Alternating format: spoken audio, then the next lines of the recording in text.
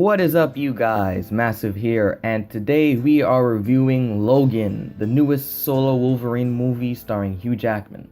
I'm gonna spare my opinion of the X-Men films for now, and just look over the solo Wolverine films. Starting off with X-Men Origins, of course, I'm gonna keep my summary as brief as possible. Origins is a gigantic turd that has nothing redeemable about it whatsoever.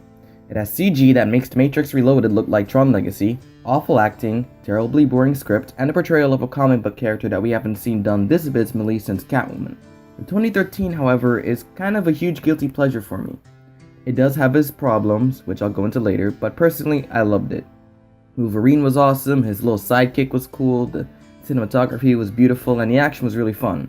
And the director of that film, James Mangold, was one of the main reasons I got so hyped for Logan. This film was a loose adaptation of the comic book Old Man Logan, and takes place in 2032, where an old, depressed Logan spends most of his time as a limo chauffeur and hiding out on the Mexican border protecting Charles Xavier while slowly dying due to his adamantium skeleton slowly poisoning him.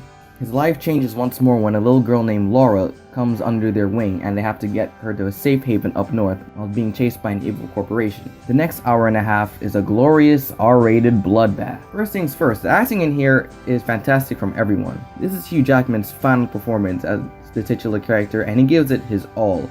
But Patrick Stewart is just phenomenal. It's easily his best portrayal of Xavier. However, the one that managed to really surprise me was Daphne Keane as X-23.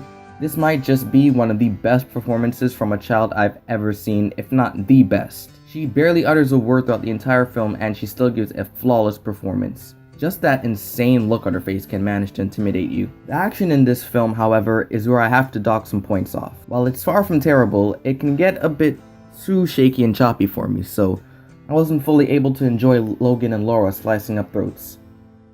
That's a shame. However, what's mainly special about this film is the emotional, brutal weight of the story. I thought that the most brutal superhero film they'd ever get would be The Dark Knight, and boy was I wrong.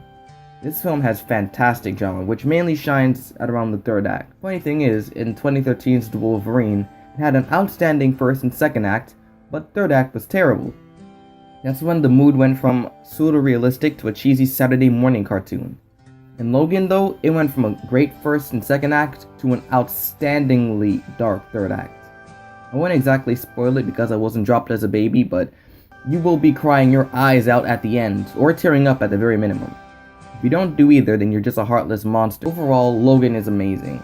I give it an A. If you're a Wolverine fan, go see this immediately. In my opinion, it's not as good as X2 or Days of Future Past, but again, Logan is it's brutal, it's emotional, it's heartfelt, it's everything that you want a solo Wolverine film to see, and a great film for Hugh Jackman to go out on.